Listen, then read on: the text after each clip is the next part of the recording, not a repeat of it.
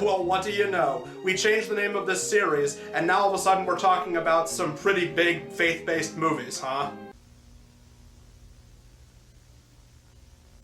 Pure Flix is the greatest movie studio of all time. A year after their magnum opus, God's Not Dead, which many describe as a Christian version of the 2006 movie Crash, they decided to make a Christian version of the movie Crash. Again. So they did the following year. Well, at least 2 people have been wondering why we haven't talked about more Christian movies on this series since it was called The Captivating Christian, so I guess it's time we finally go back to the roots of what this series was originally called and look at a really major faith-based film. This is Do You Believe? After a scripture quote from James 2:17, we begin with stock footage and a voiceover narration from a character in this movie. I'm not very good with actors, or names, or most things regarding film, really. Million souls, each one of them searching for meaning in their lives. But how many actually find it? See that cross? Countless people pass underneath it every day. But how many notice it? This is the story of 12 souls who are about to find out. Yep. Buckle up, audience. We got 12 main characters to keep track of. Pay attention, there will be a quiz after class. We then see an ambulance racing through the streets as they desperately try to get this patient to a hospital.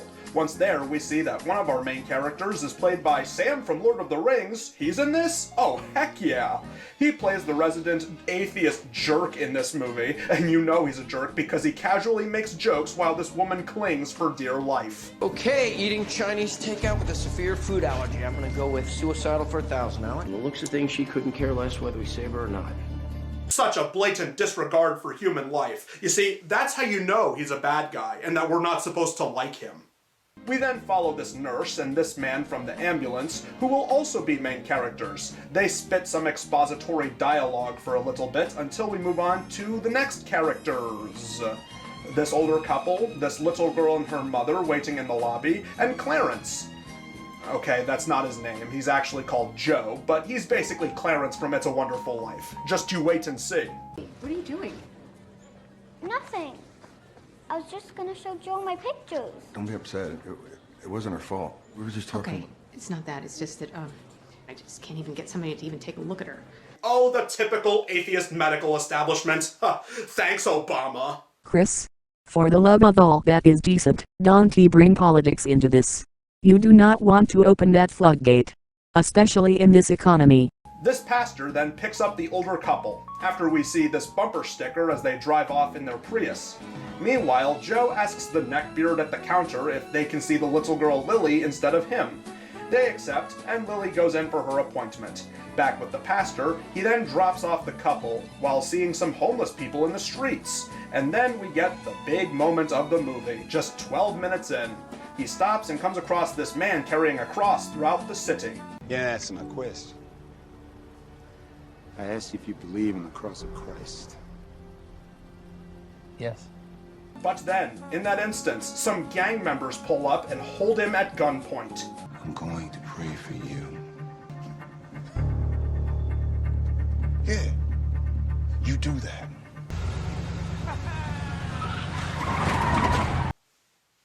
What was the point of that? To remind us that Chicago is sometimes dangerous? No, it's to establish them as characters with their own subplot later in the movie. Ah, yes, of course. Thank you, Ariel.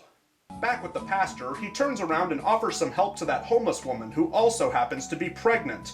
Well, enough of that good deed. Back with the gang that was in the van, Pretty Boy. And yes, Pretty Boy is his name. Well, okay, not his birth name, but we can definitely assume it's his gang name.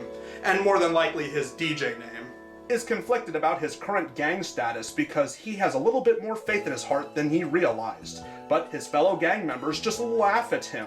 That's how you know they're bad guys. Not just because they're gang members, but they're also probably atheists.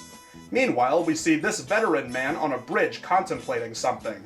However, we then see the pastor bringing the homeless girl back to his house, but his wife disapproves of her staying there. So instead, he books her to stay at a cheap motel. Back with the hospital storylines. She needs to stay warm, doesn't she? Yeah? I only live a couple of blocks from here. If you want, you and Lily can stay the night. Oh, no.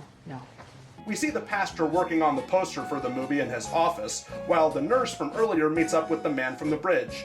So, they live together, or are possibly neighbors, I guess? And then back with Joe, as he lets Lily and her mother Sam stay at his home for the evening, while he says he'll stay at a friend's house for the night. But what's this? He goes to sleep on a bench? What? I'm gonna ask you a simple question. If you want to go home, you say yes or nod your head. You understand? Okay. Last night, you ingested a previously known allergen. Was that an accident? Yes. Really? Yes. Okay, then you're free to go. Be a little bit more careful next time, unless you want to see your name on a death certificate. Again, audience, this is an indicator that you're not supposed to like him. Only atheists are uncaring and unsympathetic to others. Honestly, I think Sean Astin had more important things to do, so he was just ready to get in and get out of his scenes in the movie. Back with the gang, they talk about how if they take out this rival gang or something, things will be better in this world, while the pastor gives a sermon that night. Oh man, the music is definitely indicating that something serious is about to happen. The question I was asked was, do you believe? That's the name of the movie. The point is, the gang ends up crashing their van into this rival gang leader's house and they steal a laundry bag full of money from him. Pretty Boy makes it into the church and they take him in, completely unaware that he has police chasing after him. Or at least I hope they're unaware, or else that's technically harboring a fugitive. Either way, the police walk into the church looking for him, but end up leaving with nobody. A shame, because they're going to miss one of the movie's many important speeches. Take out your cross. And let it be a reminder of the amazing gift that Christ has given us. Because this is not just a symbol. It is not just an ideal. It is the way. It is the truth. And if you believe it's the truth, let your light shine. Jump to the next day as we see this EMT from the beginning of the movie, remember him, as he comforts a dying man, inspired by the sermon from the previous night. Do you believe in God, Ron? Don't know. I can promise you this. He loves you. He knows you. And he suffered and died on the cross so we could be forgiven. But this man's evil atheist wife disapproves of this wholeheartedly. Over with the old couple, they talk about their late daughter and how they should grieve and properly move forward. Where was God the night we lost Kathleen? He was asking that man not to take another drink, begging that bartender not to serve it to him. He was hoping he'd call a cab, go home with a friend, anything but get behind that wheel. He cried, just like we did. And the sadness just continues as Lily and Sam have to leave Joe, who turns out to be dying as he coughs up blood into this white rag. It's here where one of the movie's biggest flaws becomes apparent. This movie has very sad things happening, dramatic music playing and people crying. Yet, there are so many characters who only get a few minutes of screen time apiece and little time to flesh out anyone's character arcs. The drama with a lot of these people goes as deep as the bumper sticker we saw earlier. Oh, you just don't like this movie because it's Christian. Now, if it was woke Hollywood garbage like that movie Crash, you'd probably be calling it stunning and brave because it was all about race. Honestly, Chris, I was not a big fan of Crash. It was a well-made movie with decent performances, but I honestly felt the same way with that movie and its commentary. Plus, I doubt you even watched Crash yourself. Oh, you're nitpicking and biased. You lose, I win. Why can't you just go to dinner anymore without being proselytized? Jesus was a carpenter, not a chef. If you want to thank someone for your food, here's the kitchen staff. Hey, it's just like that scene in Jesus, bro. Jesus parodied this scene. Besides, how can a movie from 2017 rip off a movie from 2015? Ariel, stop saying things. The widow was looking to file a complaint against the department. The charge will be proselytization under color of authority. She'll claim you implicitly threatened to withhold necessary care from a dying man unless he accepted your religious beliefs. You know I'd never do that. And she wasn't even there. Look, you're going to craft a carefully worded apology, explaining how you made a mistake in the heat of the moment, and it'll never happen again. I'll help you draft it. I'm not sorry for what I did, and if I wound up in the same situation, I'd do it again. It's my obligation as a Christian. But not before my professional duties as an EMT were complete. Meanwhile, Pretty Boy continues to contemplate with his struggles, and that man from the bridge, who, again, is apparently a soldier struggling with PTSD, is contemplating jumping. However, he notices that girl that was in the hospital earlier about to do the same thing. For some reason, I expect a little more privacy. Yeah, me too. You want to grab a cup of coffee? The sad thing is all these subplots feel like they could and probably should have been their own movie.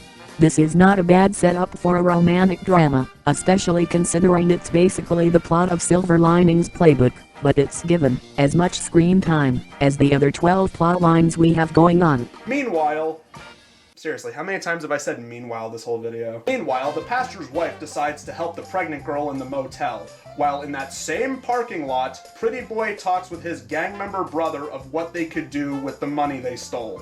The pregnant woman talks with the pastor's wife about getting rid of the baby, but then we jump over to the old couple working at Salvation Army. And then Dr. Samwise Gamgee meets up with his wife, who happens to be the lawyer of the woman whose husband died. Matthew and I have been married for 11 years. Can I ask why you haven't had children? I can't. There's this really long, boring explanation, but it all just boils down to that I can't. Now, of course, we thought about adoption, but I don't know. It's just I really feel like a mother should be there when her baby is born. The old man notices Samantha and Lily currently sleeping in their sedan out in the rain and offers a place for them to spend the night. Reluctantly, they accept the offer and let them stay in their late daughter's room.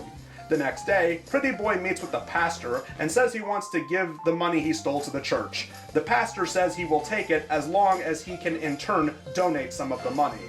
Any conditions I should know about? Yeah. T-cell proliferacytic leukemia. Stage 4.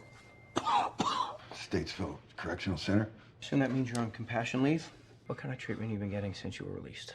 I did come in the other night, but I didn't get treated, so I ended up sleeping outdoors. Well, you're living on borrowed time with a highly compromised immune system, and you decide to spend the night outside. Well, your little camping adventure probably shaved your time from a few weeks down to a couple of days, if that. It was worth it. As Samantha gets word of Joe's condition in the hospital, we see the pastor getting ready to see the homeless girl giving birth to her brand new baby. But uh-oh, he's being held at gunpoint to give the stolen money back. And even after the gang member asks if he truly believes, he then just leaves. After all, we don't want this movie to get too violent, do we? In court, the EMT ends up losing the case. Come on, Pure Flix, don't you know? You're supposed to have it that the Christians are supposed to win. I saw God's Not Dead too. That came out after this.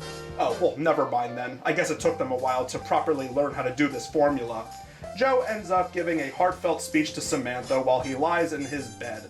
Meanwhile, with Pretty Boy, he ends up getting gunned down by a rival gang leader they originally stole money from. And while it seems every character is driving on the same road, they all end up colliding. Now, I don't like to point blame, but I'm going to say it was the atheist lawyer because she was texting while driving, and clearly only non-believers do things like that. The old couple and Lily get hit by a truck and they dangle off the bridge for a little bit, but end up getting saved by that war veteran that was on the bridge earlier.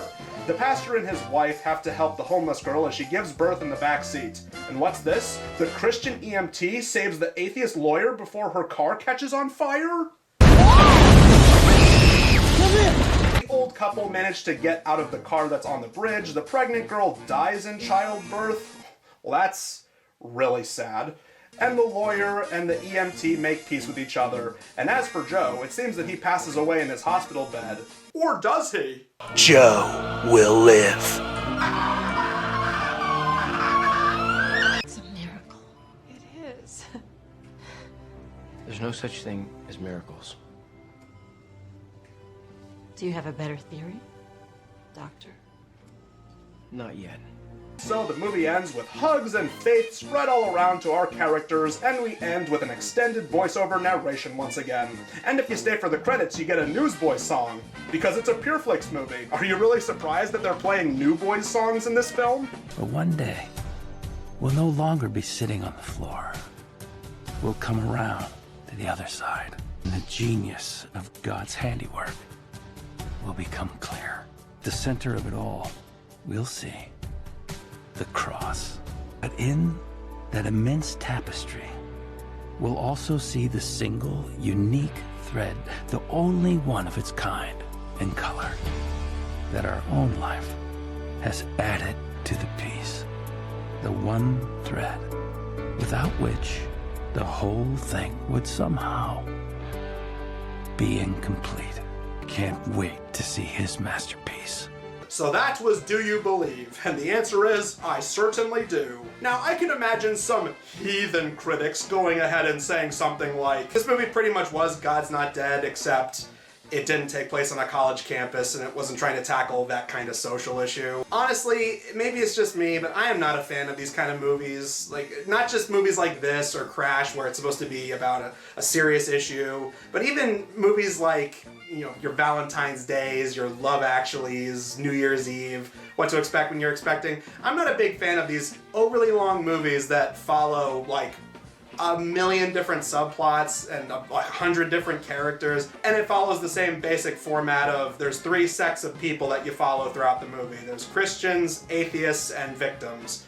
And inevitably everything ends up coming together. And the thing is, it seems like we're finally getting to the point where they're making decent Christian movies because they're just making movies based on actual Bible stories, instead of making this constant persecution, feel bad for me kind of movie. However, you know Christy Ian absolutely loves them, that's for sure. But because this is a Pure Flix movie, and because it has everything that I've come to like opinions that I agree with, and of course, ending with that absolute banger soundtrack from the Newsboys at the end, you know I have to give this movie a very solid and glowing recommendation. I mean, come on, people. It has a Lord of the Rings cast member in it for like 10 minutes. And oh, am I excited for next month, because next time we're going to be talking about a romantic themed film that I'm quite fond of. That, of course, being Old Fashioned. But until then, may Jesus be with you.